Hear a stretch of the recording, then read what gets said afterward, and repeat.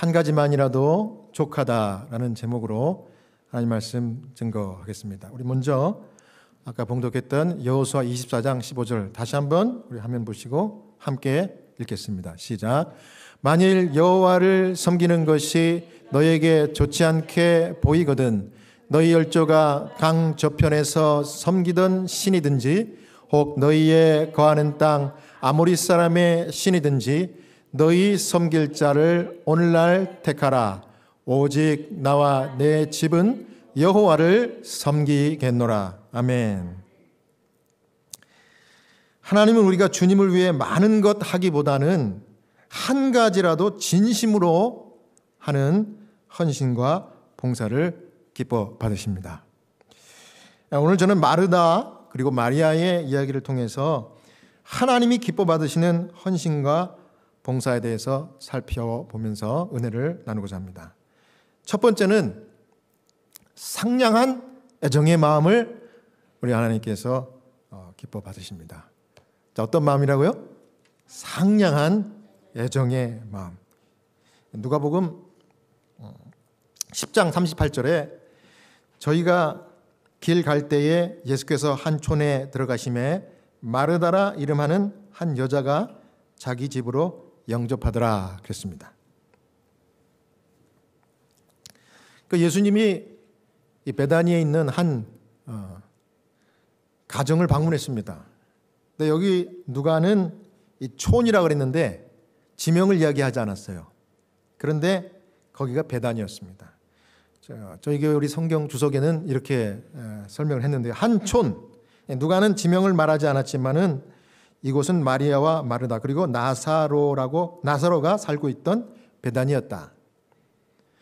이번이 예수님의 첫 방문이었지만 그 후로도 예수님은 자주 마리아와 마르다 그리고 나사로의 집에 들렸습니다. 복음서에는 적어도 2번 이상 또 다른 방문 기록이 있습니다. 예수님이 왜 이 가정을 방문했을까요? 공생의 그 바쁜 와중에. 시대의 소망에 보면은요, 그 이유를 이렇게 설명했습니다. 예수께서는 때때로 나사로의 가정에서 휴식을 얻으셨다. 구주께서는 집이 없었기 때문에 친구들과 제자들의 후한 대접에 의존하셨으며 가끔 필요하고 인간의 우정이 갈급할 때는 분노한 바리새인들의 의심과 질투에서 벗어나 이 평화스러운 가족에게로 도피하기를 즐기셨다. 이곳에서 그분은 진심 어린 환영과 순결하고 거룩한 우정을 발견하셨다. 우리 구주께서는 조용한 가정과 흥미를 가지고 듣는 사람들을 높이 평가하셨다. 그분께서는 인간의 상냥한 마음, 예의와 애정을 사모하셨다. 하늘에서 주신 교훈을 받아들이는 자들에게 그분은 언제나 큰 축복을 나누어 주려고 하셨다. 그 이유가 여기 잘 설명이 되었습니다. 예수님도 하나님이시지만 인간의 몸을 입고 오셨기 때문에 그 공생애 가운데 수많은 사람들을 고치시고 가르치시고 이렇게 하면서 바리새인들과 이 유대 종교 지도자들의 시기 질투를 받아가고 그 다음에 온갖 협박을 들으시면서 정신적으로 육체적으로 피곤하셨어요. 그럴 때마다 기회만 되면 찾아가셨던 곳이 언제든지 따뜻하게 맞아준 이 마리아, 마르다, 나사로의 가정이었습니다. 그래서 가셨던 거예요.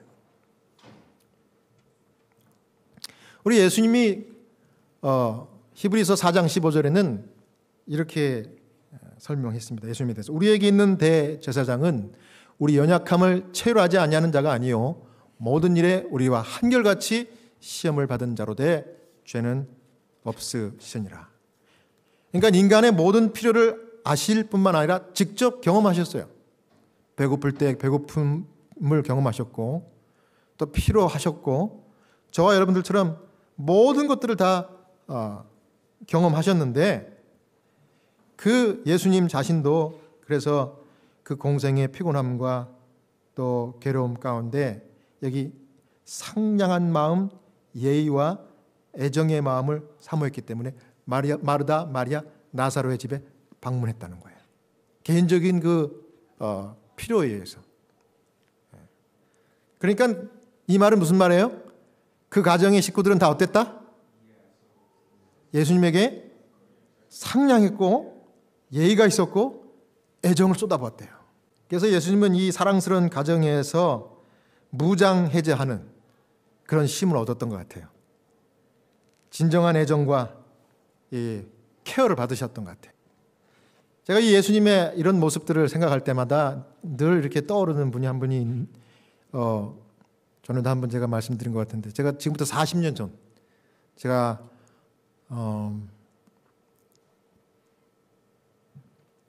아마 고교 시절일 것 같아요. 고교 시절 40년 전 제가 다니던 그 교회의 수석 장로님인데 그분이 갑자기 심장마비로 돌아가셨어요.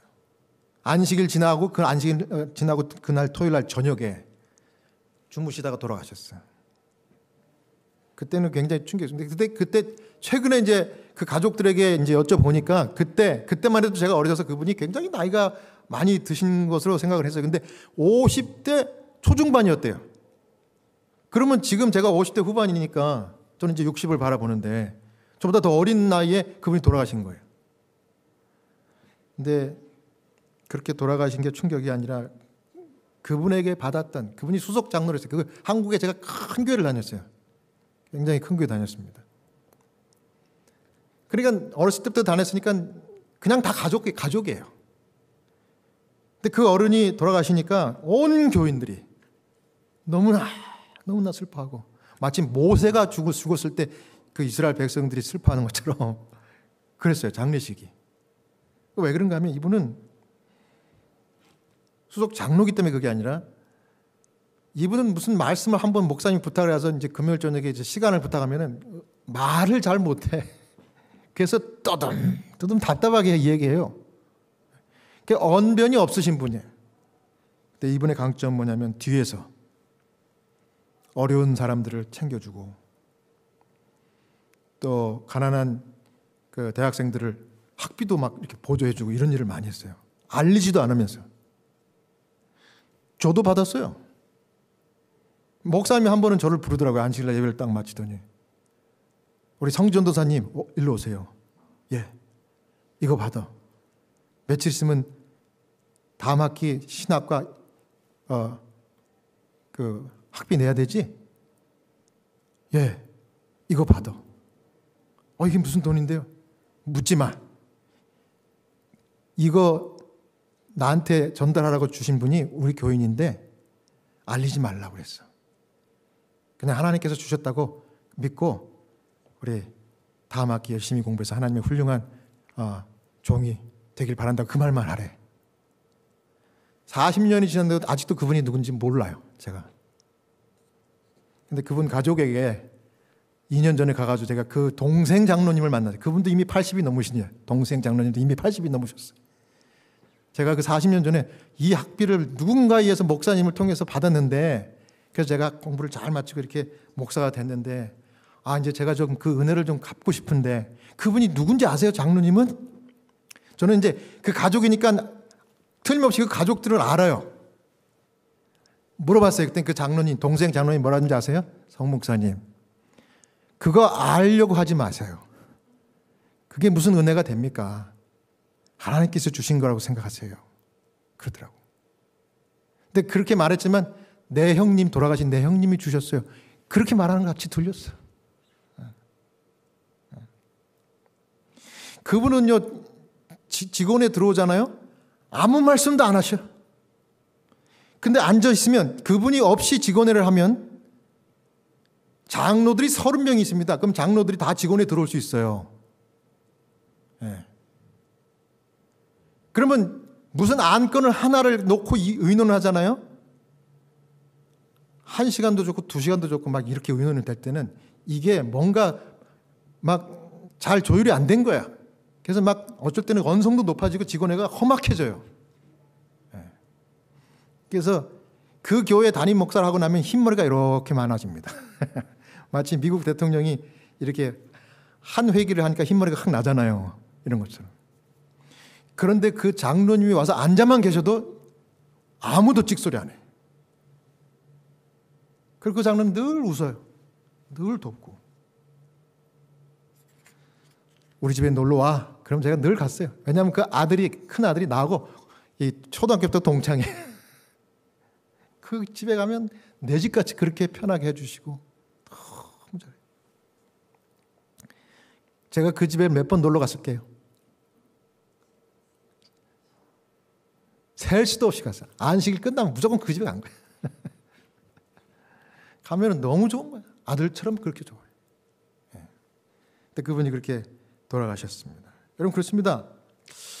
여러분도 또 저도 그런 분이 그 장로님처럼 그런 분들이 다 됐으면 좋겠어요. 예수님도 하나님이었지만 인간적인 연약함에 그 사랑과 애정에 결핍돼서 그 사랑과 애정을 상냥하게 표현해주는 그 나사로의 그 가정을 그렇게 가고 싶어 했고 자주 가셨어요. 그렇다 그러면 오늘 우리를 지켜보고 계신 하나님께서 저와 여러분들이 애정과 상냥한 마음과 예의를 표현하면서 사람들을 만나는 것을 얼마나 기뻐하시겠습니까?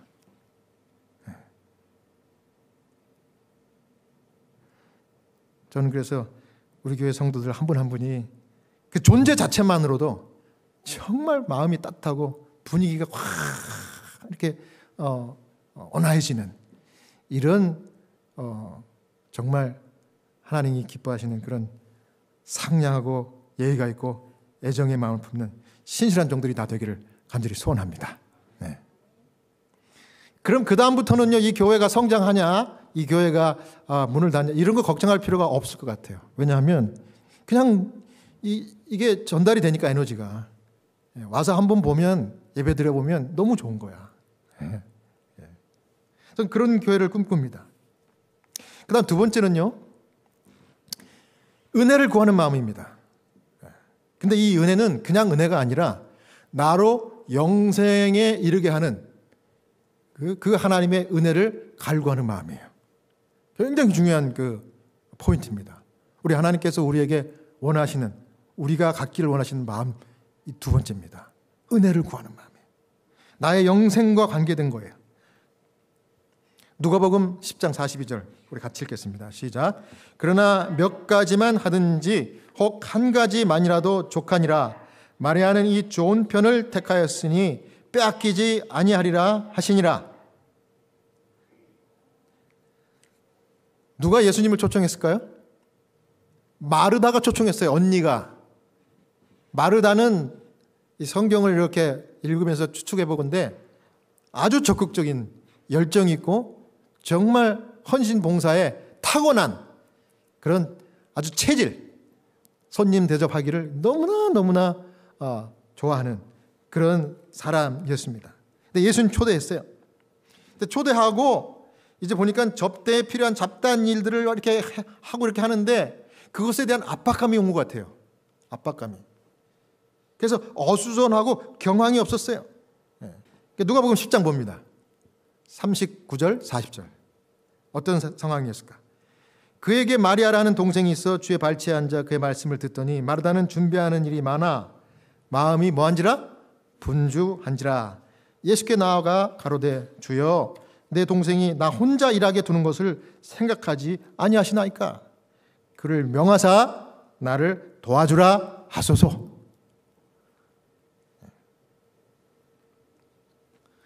왜 발치에 앉아갖고 언니는 이렇게 막 음식도 준비하고 청소도 하고 막 이렇게 하는데 왜 지는 앉아가지고 예수님 앞에 앉아가지고 언니는 무시한 채 이렇게 있냐 이거예요. 충분히 논리가 서는 말이죠. 이해가 가는 말입니다. 또 가족이니까. 그랬더니 예수님 뭐라 그래요?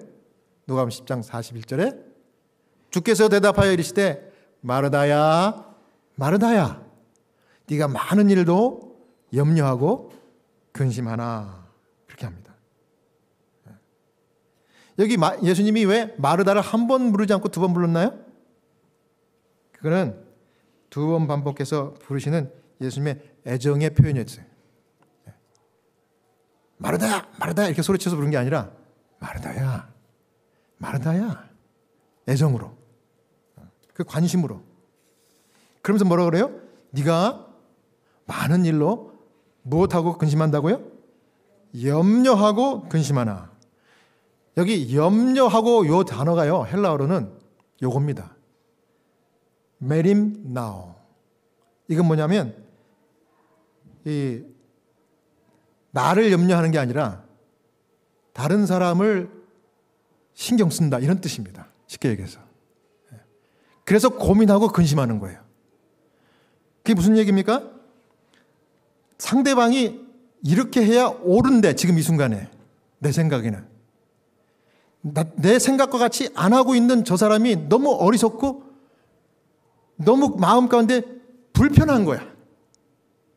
그럴 때 쓰는 말이 여기 메림 나오라는 뜻입니다. 우리 교회 성경 주석에 이렇게 했습니다. 메림 나오는 마르다가 마리아 때문에 안달한 진짜 이유인 내적 및 정신적인 산란함을 가리킨다. 예수는 산상설교에서 이런 종류의 근심을 하지 말라고 강하게 권고했다. 예수의 제자가 된 자들은 예수에게 성급한 투정을 하도록 마리아를 부채질한 근심거리들을 피해야만 한다. 여기 메림나오, 이게 뭐예요? 염려. 우리말로 염려라고 번역됐지만 자기처럼 하지 않는 다른 사람들을 염려하다 못해서 비판하고 싶고 투정하는 일을 주님은 하지 말라, 이렇게 얘기한 겁니다. 하지 말라. 아주 중요한 교훈이에요. 그래서 예수님은 이 얘기를 마르다에게도 했지만은 다른 날, 다른 시간에 그 제자 중에 가장 수제자는 누구예요? 좀 이렇게 욱하는 수제자는 누굽니까? 베드로 있잖아요. 베드로에게도 똑같은 교훈의 지적을 해주셨어요. 베드로가 정말 열심당원, 그죠? 수제자, 예수님이 늘 3인을 데리고 다닐 때 중요한 자리에 늘 베드로는 앞장섰어요. 그리고 예수님도 베드로를 늘 그 안에 포함시켜 주셨어요. 사랑했어요. 그런데 베드로가 지나친 열정으로 누구에게 또 관심이 있었어요? 내림나오라는 그 단어가 또 요 사건에 있었습니다. 요한복음 21장 여기 보십시오. 이 말씀을 하시면 베드로가 어떠한 죽음으로 하나님께 영광을 돌릴 것을 가리키심이러라.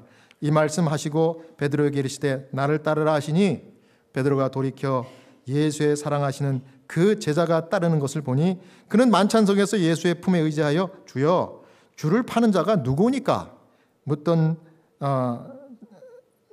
자리에 베드로가 그를 보고 예수께 여짜오되 주여 이 사람은 어떻게 되겠사옵나이까? 예수께서 가라사대 내가 올 때까지 그를 머물게 하고자 할지라도 내게 무슨 상관이냐? 너는 나를 따르라 하시더라. 제자들이 다 모였는데 베드로가 이제 누구를 가리켜서 이야기했는가? 여기 사랑하는 제자라 이렇게 얘기했죠. 여기서 사랑하는 제자는 요한복음에서 요한을 가리킵니다. 사도 요한. 예수님 제자 요한. 그러면서 요한을 지적하면서 뭐라 그래요? 이 사람은 장차 어떻게 되겠습니까? 그랬더니 예수님 뭐라 그래요? 내가 올 때까지 그 요한을 머물게 하고자 할지라도 내게 뭔 상관이 있느냐? 너는 나를 따르라. 쉽게 얘기해서 뭡니까? 동료 제자 요한을 참견하고 비판하려던 베드로에게 예수님은 단호하게 말한 거예요. 이게 너하고 무슨 상관이냐 이거예요. 너는 나만 잘 따르면 돼. 자, 오늘날 현대말로는 다른 사람 상관하지 말고 너나 잘해. 그겁니다. 영어로는 뭐예요?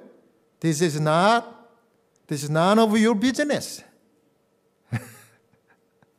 아주 예수님이 제자에게 딱 그렇게 얘기해요. 마르다에게도 똑같은 얘기 한 겁니다. This is none of your business. 너가 하는 것도 중요해, 훌륭해. 하지만 마리아가 하는 일도 정말 중요한 일이야. 좋은 편을 선택하지 않았니, 마리아가? 여러분 그렇습니다. 이 신앙이 뭡니까? 신앙이란 나와 하나님 사이의 비즈니스예요. 누구와 누구 사이의 비즈니스라고요? 나와 하나님 사이의 비즈니스가 그게 신앙이에요. 그 사이에 제3자가 끼는 것 누가 용납하지 않아요? 하나님 용납하지 않으십니다. 그럴 때마다 주님은 우리가 말씀해요. This is none of your business. 그래서 누가복음 6장 37절에 이렇게 얘기했죠. 우리 다 같이 읽겠습니다. 시작. 비판치 말라. 그리하면 너희가 비판을 받지 않을 것이요. 정죄하지 말라. 그리하면 너희가 정죄를 받지 않을 것이요. 그래서 누가복음 10장 41절로 다시 돌아가서 여기 주님이 이렇게 얘기합니다. 그러나 몇 가지만 하든지 혹 한 가지만이라도 족하니라. 마리아는 이 좋은 편을 택하였으니 빼앗기지 아니하리라 하시니라. 한 가지, 마리아가 선택한 이 한 가지로 정말 주님이 기뻐 받으신다 그래요. 그 다음에 이거는 너의 상관할 바가 아니야. 한 가지만이라도 좋게. 예수님이 마르다의 이 손님 접대 열정과 열심을 책망한 것이 아니라 마리아의 선택도 존중할 수 있어야 된다. 그래야 더 큰 성숙한 하나님의 자녀야. 그렇게 얘기한 겁니다. 여러분 그렇습니다. 우리가 하는 하나님의 다양한 사역을 하나님 받으시지만 하나님께서는 그 사역을 하는 그 사람의 동기를 받으시는 거예요. 진심을 받으시는 거라고. 그 사역이 이 사역이든지 그 사역이 어떤 다른 사역이든지 간에 그 사람들의 동기는 다 처음부터 하나님을 위한 사역이에요. 이 교회는 우리의 몸과 지체라고 그랬습니다. 머리가 하는 일이 따로 있고 발이 하는 일이 따로 있고 손이 하는 일이 따로 있지만 눈이 하는 일이 따로 있지만 다 한 가지로 온 몸을 세우기 위한 일이에요. 이 교회의 몸은 누구예요? 예수 그리스도를 위한 일이에요. 우리가 할 수 있는 정말 내가 이 부분만큼 내가 할 수 있어. 내가 이 일을 위해서 나 교회에서 한번 내 온 몸을 사르면서 헌신하고 싶어. 그러면 하나님께서 그걸 가지고 기뻐하시는 거예요. 근데 그것과 전혀 관계없는 다른 분이 그 사람이 왜 그러는 일을 해? 이렇게 얘기하면 그거는 마르다의 마음으로 이야기한 거예요. 그 순간. 그러면서 주님이 이야기할 거예요. None of your business. 그가 좋은 일을 선택했어. 그 한 가지도 내가 족하게 받고 내가 기뻐해. 여기서 주님이 강하게 말씀하신 강조는 다른 사람과 다른 사람의 신앙 그 사역을 비판하거나 정죄하지 말라 이겁니다. 여러분 정죄는 누가 할 수 있어요? 하나님만이 정죄할 수 있는 분이에요. 아무도 정죄할 수 없어.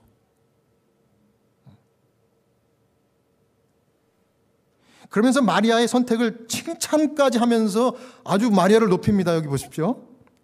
마리아는 이 좋은 편을 택하였으니 빼앗기지 않는데요. 빼앗기지 않는데요. 뭘 선택했길래 마리아에게 이렇게 특급 칭찬을 하셨을까? 여기 보십시오. 시대서망에 보니까 마르다에게 필요되는 한 가지는 침착하고 헌신적인 정신과 장래와 영생에 관한 지식을 깊이 갈망하는 마음과 영적으로 향상하는 데 필요한 은혜였다. 그리스도의 사업에는 주의성 깊고 정열적인 일꾼이 필요하다. 마르다와 같은 사람들이 활동적인 종교 사업에 저희 열심을 다할 넓은 분야가 있다. 그러나 그들을 먼저 마리아처럼 예수님 발 앞에 앉게 하라. 근면과 기민성과 정력이 그리스도의 은혜로 말미암아 성화되게 하라. 그러면 그 생애는 선을 위한 무적의 능력이 될 것이다. 마르다에게 주님이 보시기에 정말 필요했던 것이 한 가지가 있었는데 마리아가 선택했던 그 영생을 위한 은혜를 갈망하는 마음이래요.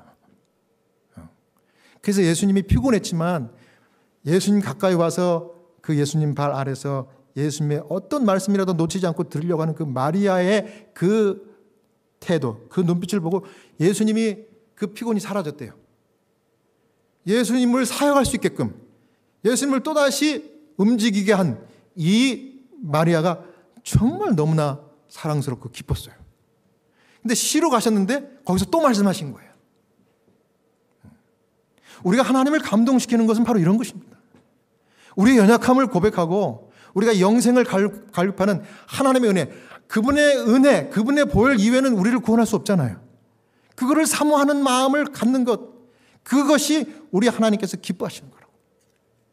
그 이외에 다른 사람을 돌아보면서 너는 왜 이렇게 하고 저렇게 하니? None of your business. None of your business. 마르다에게 필요한 것은 영생에 필요한 은혜를 갈망하는 마음이었다 그랬어요. 여러분, 우리에게 영생을 갈급하는 그 은혜를 갈망하는 마음이 있습니까? 오늘. 예. 그 마음을 가질 수 있도록 하나님께 가까이 나가셔야 돼요. 마리아처럼. 세상에 그보다 중요한 게 없어요. 아무리 많이 가져도, 아무리 지식이 많아도, 아무리 내가 이렇게 세상 부러울 것도 없는 그 모든 것들을 소유한다 할지라도 이런 마음, 이 은혜를 갈구하는 마음이 없으면 아무것도 아닙니다. 금방 죽어요, 사람. 제가 호스피스 케어를 12년째 하면서 1000명이 돌아가시는 거 봤어요. 1000명. 그 1000명이 제가 이름은 다 까먹지만 저를 한 번 이상, 두 번 이상 만난 분들이다. 그런데 제가 이 1000명이 돌아가시는 걸 보면서 제가 어떤 생각을 했겠습니까? 야, 이 삶이라는 것이, 인생이라는 것이 하나님이 없으면 이건 아무것도 아니구나. 야, 정말 아무것도 아니겠구나. 그 다음에 죽음을 앞둔 이 환자들이 결정적인 순간에 하나님을 선택한다는 것은 굉장한 이 복이라는 것을 제가 또 봅니다. 근데 숨이 깔딱깔딱 넘어갈 때까지요, 암 환자들은 정신이 있어요. 암 환자들이 그래서 다른 환자들보다 복받았다고 저는 봐요. 고통을 느끼고 힘들어 하긴 하지만 다른 치매 환자나 이런 사람들하고 틀려. 그러니까 암 환자들은 이 숨이 넘어갈 때까지도 정신이 살아있다고. 근데 그분들 중에 제가 채플 일어서 하나님을 영접하십시오. 제가 기도하겠습니다. 아멘이라고 해보세요. 그러면 아멘 하는 신용만 해도 이미 다 알아듣잖아요. 그걸 안 하는 사람이 있어. 끝까지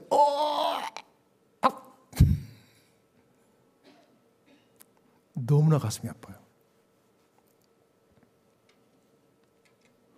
여러분, 우리가 너무 많고 너무 바쁘기 때문에, 너무 해야 될 일이 많고 너무 참견할 일이 많기 때문에 우리의 신앙의 중요한 이 영생을 위한 은혜를 갈망하는 마음을 간구하는 그런 어리석은 사람들이 얼마나 많은지 몰라. 우리 그리스도인들 중에. 왜 그렇게 관심이 많아요, 다른 사람들에게?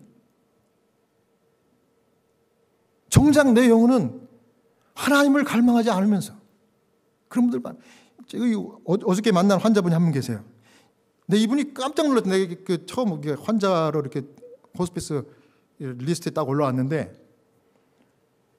이분이 나이가 저보다 어려요. 백인 남자분입니다. 그런데 이분의 병명이 뭔가 하면 말기 암 환자예요. 근데 암이 어디서부터 어디까지 됐냐면 뇌까지 퍼져요. 뇌까지. 근데 어디에 퍼졌는가 하면 이 전두엽이라고 하죠. 전두엽. 대뇌 중에 이 전두엽, 앞에 있는 전두엽은 이 뇌 중에서도 일어나는 대부분의 의식적인 분석이나 이해, 결정, 계획, 실행, 특별히 감정 조절까지도 다 통제하는 그 중요한 뇌잖아요. 거기에 이제 암이 이제 딱 들어간 겁니다. 그래서 이 사람의 기능이 많이 쇠해졌어요. 딱 봐도. 근데 이분의 직업을 보니까 로여예요. 백인 50대 초반 환자 로여예요. 그래서 제가 부인에게 전화했어요. 우리 남편이 목사님을 정말 환영하고 기다립니다.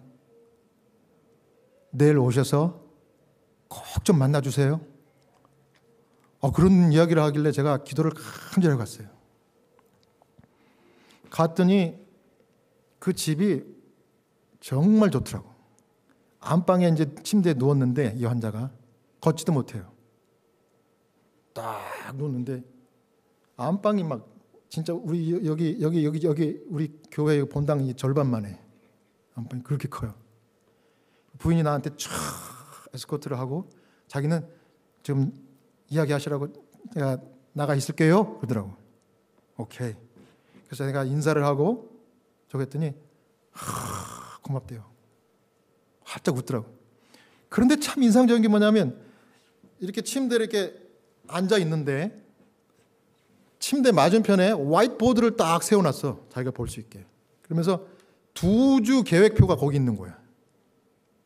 근데 그 계획표가 큰 글씨로 먼데이는 하스피스 간호원 누구 메시,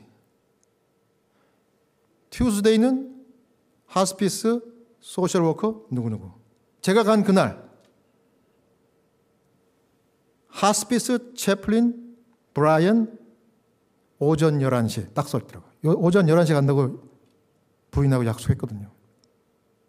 제가 그걸 딱 본 순간 야, 이 사람은 보통 사람이 아니구나. 철저하게 계획과 철저하게 이 계산된 그 삶을 사는 분이구나.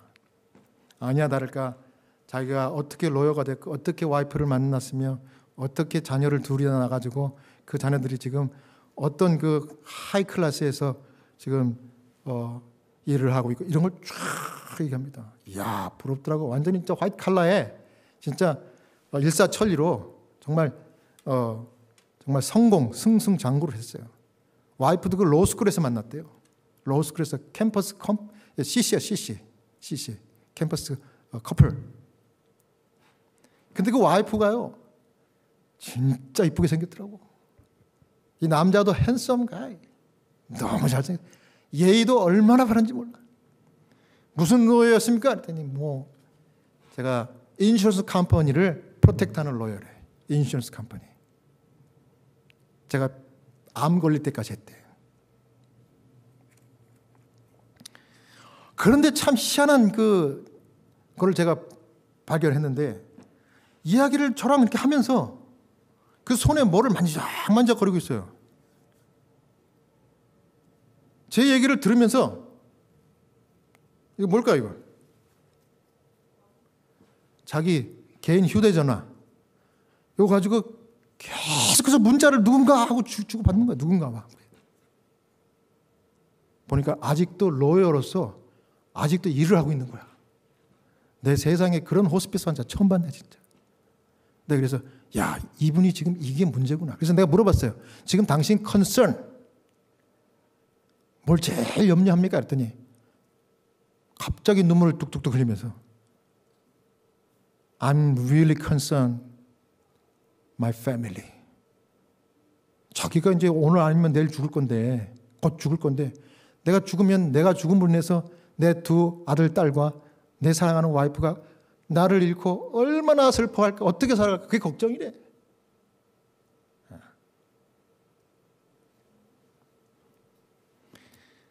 그래도 좀 있으면 또 문자 와 또.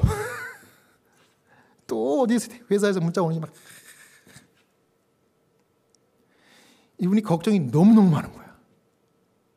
내 생각에는 이분이 너무 할 일이 많고 너무 걱정이 많아서 병이 온 것 같아. 그래서 제가 그랬죠. 우리가 다 걱정이 있지만 그거 다 내려놓으면 좋겠다고. 지금 당신한테만 집중하라고. 그랬더니 이제 무슨 이야기를 한 거야. I have a question 그러더라고요. 이 질문이 당신에 관한 질문이죠? 내가 물어봤어요. 그랬더니 그렇대.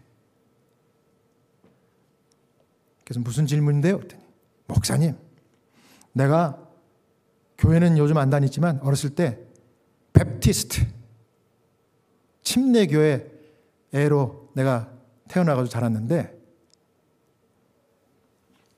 내가 죽으면 얼마 전에 내가 와이프랑 이야기했는데 장례식 할 때 나를 화장을 시킬 건지 아니면 화장하지 않고 땅에 묻든지 이거를 결정을 아직 못했습니다. 왜요?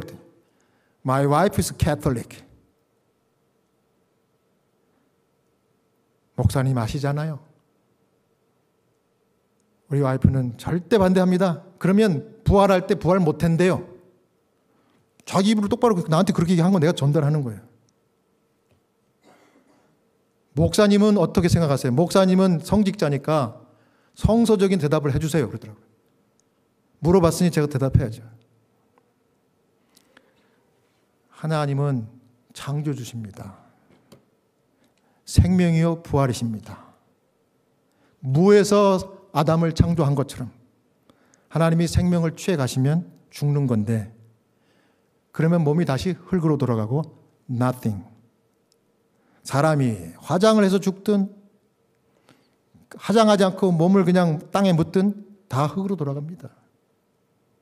전쟁통에서 불타서 죽은 사람도 화장이나 별발 다를 거 없는데, 그 사람이 하나님 믿고 죽어도 창조된 하나님은 어디서든지 그 사람을 다 찾아내가지고 다시 재창조해서 생명을 불어넣으면 그게 부활이 될 겁니다. 그게 성서적인 가르침이에요. 이 사람이 눈이 똥 그래가지고 성경을 안 읽어봤나 봐. 너무 좋아하는 거예요. 목사님이 You gave me answer. 아주 로여는 아주 군더더기 없어. 딱이야 딱. Thank you so much. 제가 기도를 해드릴까요? 특별히 저는 이 야고보서에 있는 병자를 위한 anointing of sick, 당신이 원하면 죄 용서받고 또 병든 자를 위한 그 기도를 특별히 내가 기름 붓고 기도하고 싶다고, 원하면 지금 내가 해드리겠다 했더니 not today. 그 사람이 예스만 했어도 제가 바로 할 수 있거든요. 제가 준비한 거 다 갖고 다니니까. 제가 어노인팅 오일도 있고 다 있어요. 기도문도 있고 다 있다고. 성경도 읽으면 되고. 근데 목사님, not today. next month. 제가 한 달에 한 번씩 가게 돼 있거든요. 위급하면 이제 또 그 방문 횟수를 더 올립니다. 근데 이분은 그렇게 당장 내일 돌아가실 것 같지는 않아. 그래서 다음 달에 제가 오겠는데 그러면 다음 달에 해드릴까요? 했더니 Yes, please. Don't forget bring your whole kit of anointing. 아주 그렇게 얘기하는 한도 처음 봤어. 목사님한테 아주 키트, 어노인팅 할 수 있는 그 키트를, 목사님이 갖고 다니는 키트 있잖아요.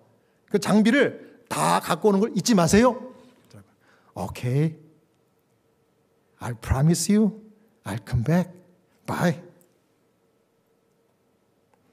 제가 하나님께 감사하면서도 하나님께 정말 그분을 위한 간절한 기도를 드렸어요. 오면서 하나님, 이분이 그 부자 법관이군요.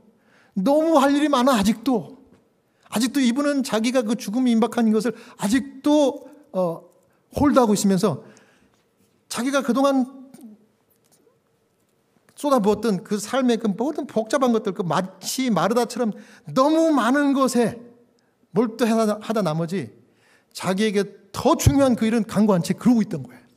그리고 그 기회가 왔는데 미루더라고.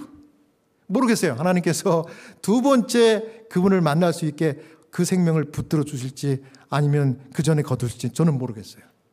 저는 계속 기도합니다. 그런 기회가 다시 오게 해달라고.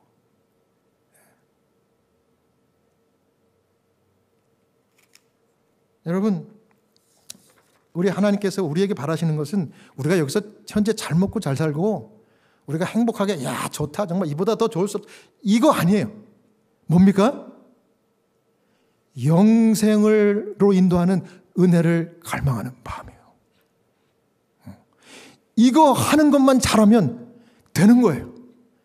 그러다 보면 우리의 마음이 주님의 품성으로 자연스럽게 성령의 은혜로 녹아지게 되고 다른 사람들을 정말 불쌍하게 보게 되고 그 사람들에게 정말 내가 받은 은혜를 나눠주고 싶고 이런 거예요.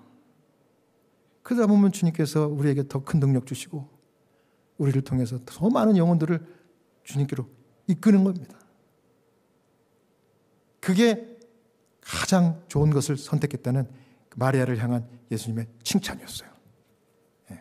그래서 여러분, 한 가지 주님이 정말 원하시는 그 한 가지, 영생으로 인도하는 예수님의 은혜를 끊임없이 갈망할 줄 아는 겸손한 상냥한 애정이 철철 넘쳐서 예수님이 너무너무 오고 싶어하는 가정, 개인이 그런 신실한 주의 종들이 다 되시길 바라면서 오늘 말씀을 마치겠습니다.